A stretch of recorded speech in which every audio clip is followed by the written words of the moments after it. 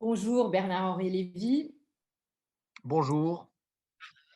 Comme vous le savez, nous sommes avec le sursaut et l'AJC depuis longtemps engagés contre les maux de nos sociétés contemporaines, de l'islamisme, les mouvements identitaires, les récupérations populistes.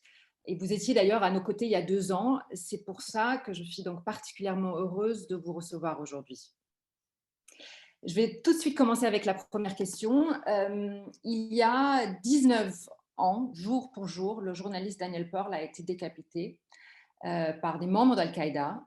Vous avez écrit un livre bouleversant, en tout cas qui m'a personnellement bouleversée, sur son meurtre. Vous avez retracé le chemin. Il y a aujourd'hui une actualité terrible à propos de cette affaire. Jeudi, la Cour suprême du Pakistan a ordonné la libération de l'homme qui avait été condamné pour le meurtre de Daniel Pearl.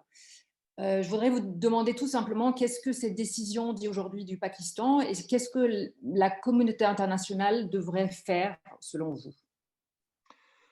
Cette décision du Pakistan, elle m'inspire une très grande colère. C'est une insulte, c'est un outrage à la mémoire de Daniel Pearl, c'est un crachat au visage des siens et d'abord de son fils, qui est né quelques mois après sa mort. C'est une menace évidemment qui pèse désormais sur tous les journalistes qui tenteront de faire leur métier au Pakistan et dans des zones inhospitalières, et c'est un pur scandale. Si je suis assez bien placé, je crois, pour savoir que la culpabilité d'Omar Sheikh ne fait pas le moindre doute. Il est l'organisateur du kidnapping. Il est le cerveau de la machination. C'est lui qui, avec un acharnement diabolique, a fait que Daniel Pearl tombe ce jour-là dans le piège d'Al-Qaïda. Donc, quand la Cour suprême du Pakistan dit qu'il n'y a pas d'éléments prouvant la culpabilité, la Cour suprême du Pakistan se moque du monde, se moque de l'Occident, se moque des États-Unis d'Amérique et se moque du nouveau président Joe Biden. Qu'est-ce que la communauté internationale peut faire? En tout cas, qu'est-ce que les États-Unis peuvent faire? Exiger désormais l'extradition d'Omar Sheikh, exiger qu'il soit jugé dans la patrie de Daniel Pearl. Ce n'est pas si facile, car il n'y a pas de traité d'extradition entre les États-Unis et le Pakistan. Mais les liens sont très forts entre le Pakistan et les États-Unis.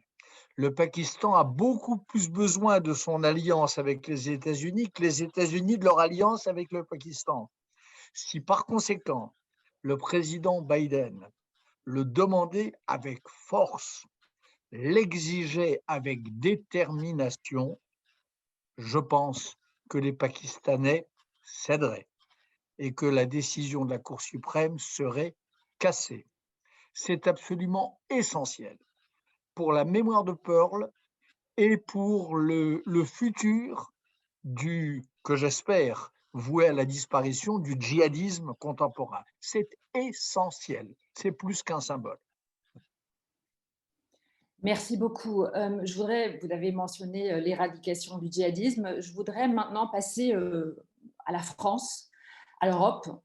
Il y a eu également ici en France un meurtre, une décapitation, euh, presque 20 ans plus tard, après la décapitation de Daniel Pearl. Cette fois-ci donc sur notre territoire, tuant Samuel Paty, professeur de la République. Quels sont les enseignements justement avec les 20 ans qui sont passés entre les deux meurtres? L'enseignement, c'est que la décapitation de Daniel Pearl a été un signal, a été un coup d'envoi terrible, atroce, comme un glas qui sonnait pour un grand nombre d'hommes et de femmes qui allaient suivre et dont le dernier en date est en effet Samuel Paty. La décapitation est un modus operandi. Hier d'Al-Qaïda, aujourd'hui de Daesh. C'est un fait. Ça a commencé avec Daniel Pearl, cela se continue aujourd'hui. Et face à cela, si les démocraties montrent le moindre signe de faiblesse, je pense qu'elles sont fichues. Et c'est pour ça que cette affaire de la décision de la Cour suprême du Pakistan est tellement importante.